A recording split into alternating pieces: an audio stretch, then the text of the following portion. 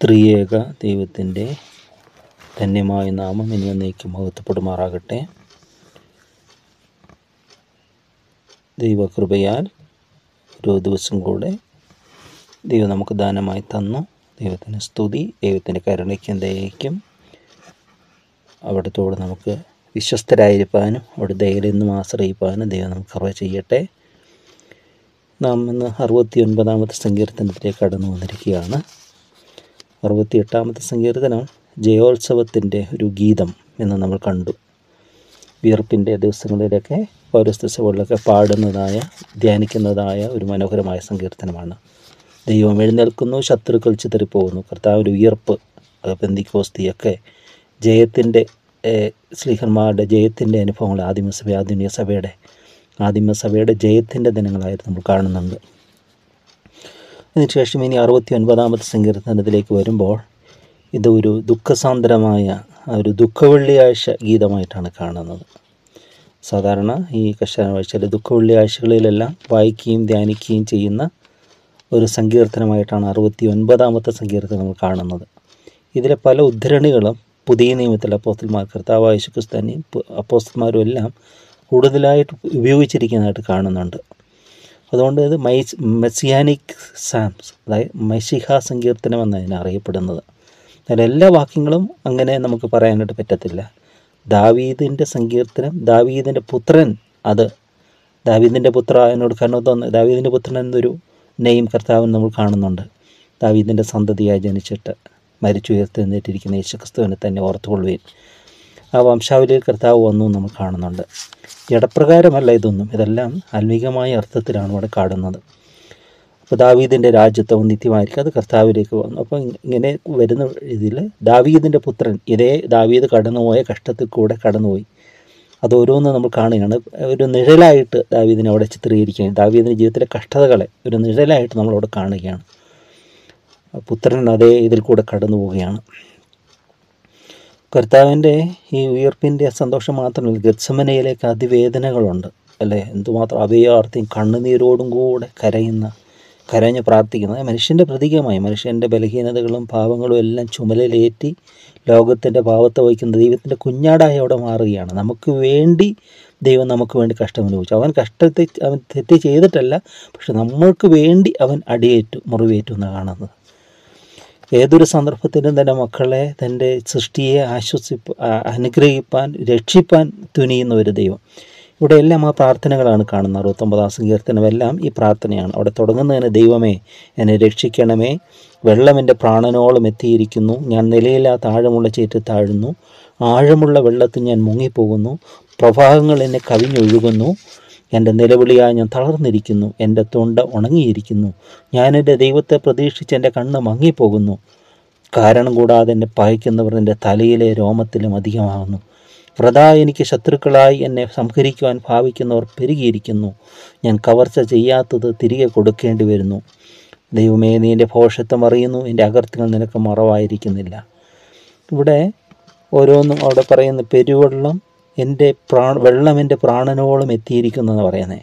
ഒരു പടകിൽ സഞ്ചരിക്കുന്ന വ്യക്തിക്ക് പടകിലെ വെള്ളം അവനെ ഭയപ്പെടുത്തുകയില്ല. എന്നാൽ ആ പടകിലൊരു ഹോളുണ്ടായിട്ട്, ഒരു ദ്വാരമുണ്ടായിട്ട് ആ പടകിലെ വെള്ളം, ആ സമുദ്രത്തിലെ വെള്ളം ഇതിലേക്ക് കയറും, ആ വെള്ളത്തെ അവൻ ഭയപ്പെടും.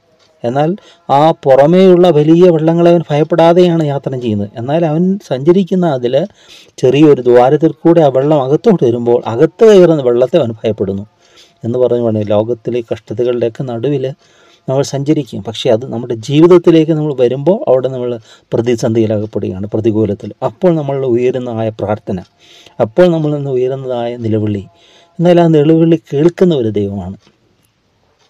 ഇതിനൊരു സാക്ഷ്യപ്പെടുത്തിയ ഒരു സദൃശ്യമായിട്ട് പറയാറുണ്ട്.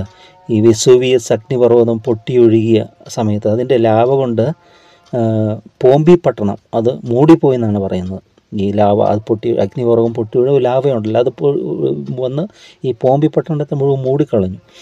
പിന്നീട് നാളെ അത് ഉത്ഖനനം ചെയ്തെടുത്തപ്പോൾ, അത് ഡിഗ് ചെയ്തെടുത്തപ്പോഴത്തേക്കും ഓരോരോ സാധനങ്ങൾ എടുക്കുമ്പോൾ അവിടെ ഒരു ശിശുവിൻ്റെ ഇങ്ങനെ കൈ നീട്ടിക്കൊണ്ടൊരു കുഞ്ഞ് ഇങ്ങനെ അതിൻ്റെ അസ്ഥികൂടം കാണുക. ഒരു കുഞ്ഞ് കൈ നീട്ടി ഇങ്ങനെ ആശ്രയത്തിനോട് നീട്ടിക്കൊണ്ടിരിക്കുന്നു. അവരത് അവർക്കത് മനസ്സിലായി. അങ്ങനെ നീട്ടപ്പെട്ട കരങ്ങൾക്ക് അപ്പുറത്ത് ഒന്ന് കാണാൻ സാധ്യതയുണ്ട്. എന്തിലായിരിക്കാമെന്ന് അവരുടെ സംശയം അസ്ഥാനത്തായിരുന്നില്ല. അവരത് വീണ്ടും അത് ഖനനം ചെയ്തപ്പോൾ അവിടെ ഒരു അമ്മയുടെ ഒരു അസ്ഥിപഞ്ജനം കൈ നീട്ടിക്കൊണ്ട് നിൽക്കുകയാണ്. ആ ദുരന്തത്തിൻ്റെ മധ്യത്തിലും തൻ്റെ കുഞ്ഞിൻ്റെ ആ രക്ഷയ്ക്ക് വേണ്ടി അമ്മ കൈ നീട്ടിക്കൊണ്ട് നിൽക്കുകയാണ്. ഇതൊരു സദൃശ്യമായിട്ട് പറയാറുണ്ട്. മനുഷ്യൻ ദൈവത്തോട് പ്രാർത്ഥിക്കുമ്പോൾ സഹായിക്കാൻ സന്നദ്ധനായിരിക്കുന്ന ഒരു ദൈവത്തിൻ്റെ ചിത്രം അവിടെ കാണാനായിട്ട് സാധിക്കുന്നുണ്ട്. ദൈവം സർവശക്തനാണ്. അപ്പോൾ ആ സർവശക്തനായവൻ ഈ നിസ്സാരരായ മനുഷ്യൻ്റെ ഓരോ പ്രാർത്ഥനയ്ക്കും ഓരോ നെടുവീർപ്പിന് പോലും അവൻ ഉത്തരവാദിയായിക്കൊണ്ട് അതിനെ സഹായിപ്പാൻ പാഞ്ഞെത്തുന്ന ഒരു ദൈവം, സഹായിപ്പാൻ സന്നദ്ധനായിരിക്കുന്ന ദൈവം. പക്ഷെ പലപ്പോഴും ഈ ദൈവത്തെ അവർ കാണാതെ പോകുന്നു എന്നുള്ളതാണ് കുറ്റം. ആ ദൈവത്തോട് പ്രാർത്ഥിക്കുന്നില്ല എന്ന് പറയുന്നത്. ദൈവമില്ല എന്ന് മൂടുന്നതിൻ്റെ ഹൃദയത്തിൽ പറയുന്ന സംഗീതത്തിൽ പറയുന്ന അവർ ദൈവത്തോട് പ്രാർത്ഥിക്കുന്നില്ല. അവർ ദൈവത്തെ അകറ്റി നിർത്തുകയാണ്. ഒരു സഹായത്തിനൊരു കരമുണ്ട് എന്ന് ഇപ്പോൾ ഓരോ പ്രതികൂലങ്ങൾ വരുമ്പോൾ നമ്മൾ കാണുന്നുണ്ട്. ഓരോ ഇന്ന നമ്പേഴ്സ് ഉണ്ടല്ലേ, ഫയർഫോഴ്സിനെ വിളിക്കാൻ, അപകടത്തിലൊക്കെ വിളിക്കാൻ പല നമ്പറുകളുണ്ട് സഹായത്തിനുള്ള. എന്നാൽ അതിന് വിളിക്കാതെ അവർ എങ്ങനെയാണ് അവർക്ക് വരാനായിട്ട് സാധിക്കുന്നത്? അവരറിയിക്കാതെ. പക്ഷെ ദൈവം സർവശക്തൻ എന്നല്ലേ അറിയുന്നു. പക്ഷെ നമ്മുടെ ജീവിതത്തിൽ ഇടപെടണമെങ്കിൽ നമ്മൾ ദൈവത്തോട് അപേക്ഷിക്കുക തന്നെ ചെയ്യണം. ഇവിടെ പ്രാർത്ഥിക്കുന്ന ഒരു സങ്കീർത്തനക്കാരൻ, ഇതെല്ലാം കർത്താവ് യേശുക്രിസ്തുവിൻ്റെ ജീവിതം നമുക്ക് കാണാനായിട്ട് പറ്റും. നമുക്ക് വേണ്ടി അവൻ നമ്മളെപ്പോലെ പ്രാർത്ഥിക്കുന്നവനായി മാറി. അവൻ മനുഷ്യപുത്രനായിരിക്കെ നമുക്ക് വേണ്ടി ദൈവത്തോട് യാചിക്കുകയാണ്. അവൻ നമുക്ക് മാതൃകയാണ് എക്കാലത്ത്. അപ്പോൾ അവൻ ആരോടാണ് പ്രാർത്ഥിച്ചത്? ഇങ്ങനെയൊക്കെ ചോദ്യങ്ങൾ ചോദിക്കുന്നവരാണ്. അവൻ മനുഷ്യനായി ഇറങ്ങി വന്ന് വളങ്ങിയതാണ്. തൃത്വത്തിൻ്റെ പ്രത്യേകത, ത്രിയേക ദൈവം. അവൻ നമുക്ക് വേണ്ടി നമ്മുടെ പക്ഷപാതം ചെയ്തുകൊണ്ട് നമ്മുടെ ഭാഗത്തു നിന്നുകൊണ്ട് വാദിക്കുകയാണ്. ഒരു വക്കീലിനെ പോലെ, അഡ്വക്കേറ്റിനെ പോലെ. അഡ്വക്കേറ്റ് വാദിക്കുന്ന ആളുടെ പ്രതിയുടെ പ്രതിനിധിയായിട്ട് മാറുകയാണ്. അവന് വേണ്ടി അദ്ദേഹം വാദിക്കുകയാണ് എന്ന് പറഞ്ഞ പോലെ നമുക്ക് വേണ്ടി നമ്മളെപ്പോലെയായി കർത്താവ്. നമ്മെപ്പോലെ പാപമൊഴിയ സകലത്തിൽ നമുക്ക് തുല്യമായി പരീക്ഷിക്കപ്പെട്ടു. പാപത്തിലല്ല, പാപമൊഴിയ സകലത്തിൽ. അങ്ങനെ നമുക്ക് വേണ്ടി വാദിക്കുന്ന ഒരു കർത്താവ്. അതുപോലെ കർത്താവ് ഇതെല്ലാം ഈ അനുഭവങ്ങൾ കൂടെയൊക്കെ കടന്നുപോയി. അവൻ അതിരാവിലെ ഇരുട്ടുള്ളപ്പോൾ തന്നെ പ്രാർത്ഥനയ്ക്ക് വേണ്ടി കയറിപ്പോകുന്നു. രാവ് മുഴുവനും പ്രാർത്ഥനയിൽ ചെലവഴിക്കുന്നു. എന്തെല്ലാം ഇതാണ് മരുഭൂമി. 40 ദിവസത്തെ ഉപവാസത്തിന് ശേഷം മരുഭൂമിയിലേക്ക് വിശാസനായി പരീക്ഷിക്കപ്പെട്ട് നയിക്കപ്പെടുന്നു. എല്ലാം നമ്മളെ സഹായിപ്പാൻ കഴിയേണ്ടതിന് അവൻ ഇതിൽ കൂടെ എല്ലാം കടന്നുപോയി.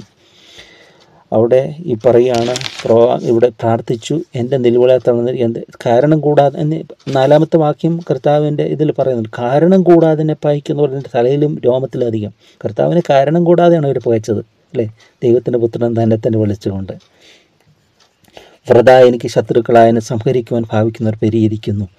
ഞാൻ കവർച്ച ചെയ്യാത്ത തിരികെ കൊടുക്കേണ്ടി വരുന്നു. ദൈവമേ, നീ എൻ്റെ ഭോഷത്വം അറിയുന്നതിൻ്റെ ഈ വാക്യം ദാവീദിനോട് ചേർത്തുള്ള 5-ാമത്തെ അകൃത്യങ്ങൾ നിനക്ക്. എന്നാൽ പാപമാക്കിയെന്നൊരു വാക്യമുണ്ട്. പാപിയായില്ല, പാപമാക്കി തന്നെത്താൻ നമുക്ക് വേണ്ടി. ക്രിസ്തു നമ്മുടെ പാപങ്ങൾ ഏറ്റതുകൊണ്ട് അവൻ പാപമാക്കപ്പെട്ടു. പാപിയല്ല, പാപം വഹിക്കപ്പെട്ടു. അപ്പോൾ ദൈവത്തിന് തന്നെ മുഖം തിരിക്കേണ്ടി വന്നെന്ന് അവിടെ കാണുകയാണ്. ഇവിടെ പറയുകയാണ്, ഞാൻ കവർച്ച ചെയ്യാത്ത തിരികെ കൊടുക്കേണ്ടി വരുന്നു. ഈ മനുഷ്യൻ പാപം ചെയ്ത് ദൈവമല്ല മനുഷ്യനെ ഏതോട്ട് മനുഷ്യൻ്റെ വീഴ്ചയ്ക്ക് കാരണമായി തീർന്നത് അല്ലേ? രക്ഷയുടെ സന്തോഷം തിരികെ എല്ലാം മനുഷ്യൻ്റെ വീഴ്ചയാണ്. അത് ദൈവം ചെയ്തതല്ല.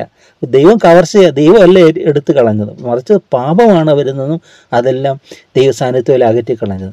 അപ്പോൾ കവർച്ച ചെയ്യാത്ത ദൈവം കവർന്നില്ല, കവർച്ച ചെയ്യാത്ത തിരികെ കൊടുക്കുക. പക്ഷേ ആ രക്ഷ ദൈവം സൗജന്യമായി നമുക്ക് വീണ്ടും തരികയാണ്. അത് കവർച്ച ചെയ്യാത്തത് തിരികെ തരുന്നു എന്ന് പറയുന്നത്.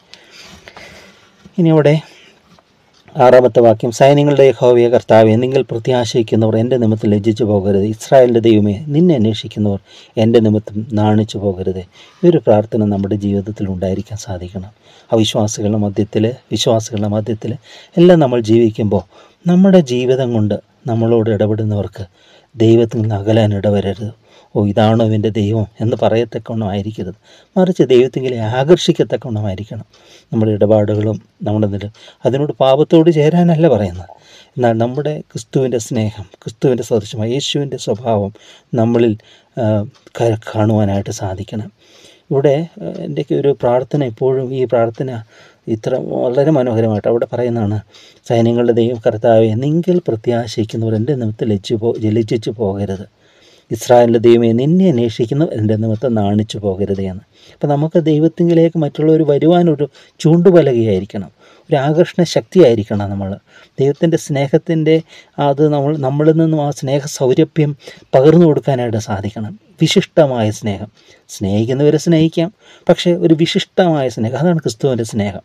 പാപിനിയായ സ്ത്രീ ആശ്ലേഷിച്ച അവളുടെ പാപങ്ങളെല്ലാം ക്ഷമിച്ചു കൊടുത്തു, കരുണയോടെ കണ്ട കണ്ണുകൾ, അല്ലേ? ചുമക്കാരൻ എന്നൊക്കെ പറഞ്ഞ് എല്ലാവരും ജനമെല്ലാം മാറ്റി നിർത്തിയിരുന്ന സക്കായിയെ കരുണയോടെ കർത്താവ് നോക്കുകയാണ്. അവൻ്റെ കണ്ണുകളിലെല്ലാം നെഴിലിട്ട ദയ, സ്നേഹം, അതെല്ലാം എത്ര മനോഹരമാണ്, അല്ലേ? തള്ളിക്കളഞ്ഞവരെ എല്ലാം സ്വീകരിക്കുന്ന ഒരു ദൈവം, പുകയുന്ന തിരിയെ കെടുത്തിക്കളയാത്ത ദൈവം, ചതഞ്ഞയോടെ ഒടിച്ചു കളയാത്ത ദൈവം. എത്ര മനോഹരമാണ് ദൈവത്തിൻ്റെ സ്നേഹം. ഇത് നമ്മളിൽ കൂടെ പ്രതിഫലിക്കാനായിട്ട് സാധിക്കണം. 7-ാമത്തെ വാക്യം കർത്താവിൻ്റെ കഷ്ടാനുഭവത്തെക്കുറിച്ചുള്ള തന്നെയാണ്. നിൻ്റെ നിമിത്തം ഞാൻ നിന്ന വഹിച്ചു, ലജ്ജ എൻ്റെ മുഖത്ത് മൂടിയിരിക്കുന്നു. നമുക്ക് വേണ്ടി കർത്താവ് നിന്നെല്ലാം വഹിച്ചു, അടിയേറ്റു, പീഡനമേറ്റു. ഈ കർത്താവ് എമ്മോസിലേക്ക് പോയ ശിഷ്യന്മാരോട് ലൂക്കോസ് സുവിശേഷം 24-ാം അധ്യായത്തിൽ പറയുന്നുണ്ട്, പ്രവാചക പുസ്തകങ്ങളിലും സങ്കീർത്തനങ്ങളിലും തന്നെക്കുറിച്ച് എഴുതിയിരിക്കുന്നവർക്ക് അവർക്ക് വിവരിച്ചു കൊടുത്തു എന്ന് പറയുന്നത്. അപ്പോൾ സങ്കീർത്തനങ്ങളിലെല്ലാം തന്നെക്കുറിച്ച് എഴുതിയിട്ടുണ്ട്. ക്രിസ്തുവിൻ്റെ നിഴൽ അവിടെ എല്ലാം കാണാം. ഇവിടെ പറയുകയാണ്, നിൻ്റെ നിമിത്തം ഞാൻ നിന്ന വഹിച്ചു, ലജ്ജ എൻ്റെ മുഖത്ത് മൂടിയിരിക്കുന്നു. എൻ്റെ സഹോദരന്മാർക്ക് ഞാൻ പരദേശി, എൻ്റെ അമ്മയുടെ മക്കൾക്ക് അന്യനുമായി തീർന്നിരിക്കുന്നു. അത് തന്നെ സംഭവിച്ചിട്ടുണ്ട് കർത്താവിൻ്റെ ജീവിതത്തിൽ. സഹോദരന്മാർക്ക് ഞാൻ പരദേശി, അവര് വിശ്വസിച്ചില്ലെന്നാണ് പറയുന്നത്. സഹോദരന്മാർ കർത്താവ് ഉയർത്തെഴുന്നേറ്റ ശേഷം യാക്കോബ് കർത്താവിൻ്റെ സഹോദരനൊക്കെ വരുന്നുണ്ട്, വിശ്വാസത്തിലേക്ക് വരുന്നുണ്ട്. എന്നാൽ ജീവിച്ചിരുന്നപ്പോൾ അവരവനിൽ വിശ്വസിച്ചില്ല എന്നാണ് പറയുന്നത്. അവന് ഭ്രാന്തുണ്ടെന്ന് പറഞ്ഞു, അവന് ബുദ്ധിഭ്രമമുണ്ടെന്നാണ് അവർ പോലും പറഞ്ഞത്. അവനെ ഒരു പ്രാവശ്യം പിടിച്ചു കൊണ്ടുപോകാനൊക്കെ വരുന്നതായിട്ട് കാണുന്നുണ്ട്. മാർക്കോസ് സുവിശേഷത്തിലൊക്കെ നമ്മൾ കാണുന്നുണ്ട്.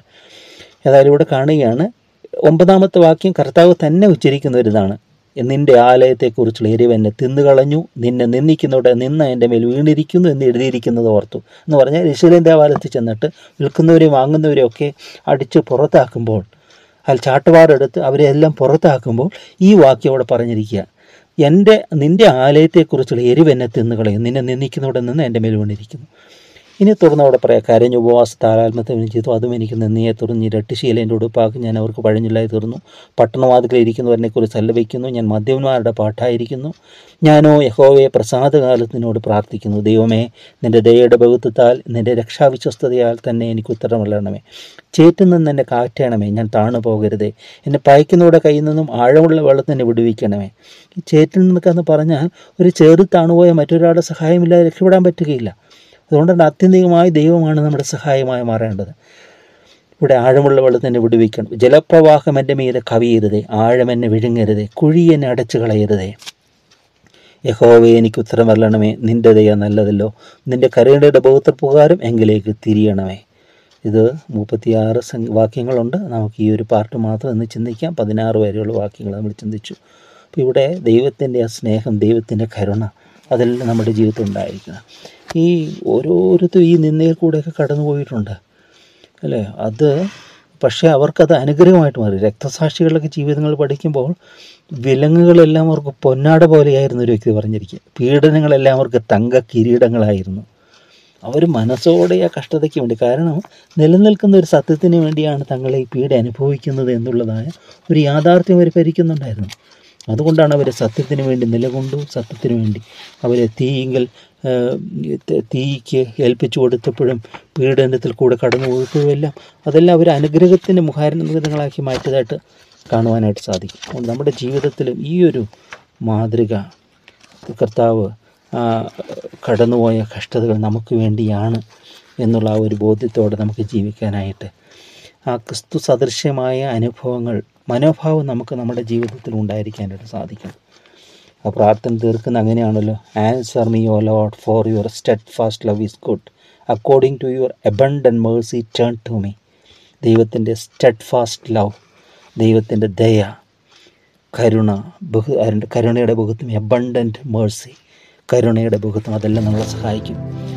സ്നേഹവാനായ ദൈവമേ, ഞങ്ങളുടെ വാഴ്ത്തപ്പെട്ട സ്വർഗീയ പിതാവേ, തൻ്റെ പുത്രനെക്കുറിച്ച് തിരുവചനത്തിൽ രേഖപ്പെടുത്തിയിരിക്കുന്ന ധ്യാനിച്ചു. ഞങ്ങൾക്ക് വേണ്ടി കഷ്ടതയിൽ നിന്ന് ഇതിനെ സഹിച്ച് ഞങ്ങളുടെ കഷ്ടങ്ങൾക്കും ഞങ്ങളുടെ പ്രയാസങ്ങൾക്കും എല്ലാം ഒരു അനുഗ്രഹത്തിൻ്റെ ഒരു വാതായനം തുറന്നു തന്ന് അവിടുത്തെ സ്നേഹത്തിനായി ഞങ്ങൾ അങ്ങേ സ്തുതിക്കുന്നു. എല്ലാറ്റിലും ദൈവം ഞങ്ങൾ മുഖാന്തരം മഹത്വപ്പെടുത്തുവാനിടയായി തീരണമേ. ഞങ്ങളുടെ ജീവിതങ്ങൾ ക്രിസ്തു സദൃശ്യമായി മാറണമേ. ക്രിസ്തുവിൻ്റെ സൗരഭ്യം ഞങ്ങളെ വ്യാപരിപ്പിക്കണമെന്ന് പ്രാർത്ഥിക്കുന്നു. എല്ലാ നന്മകളാൽ ഞങ്ങൾ നിറയ്ക്കണമേ കർത്താവേ. പിതാവിൻ്റെ പുത്രനെയും പരിശുദ്ധാലയ നാമമഹത്വത്തിനായി തന്നെ. ആമേൻ.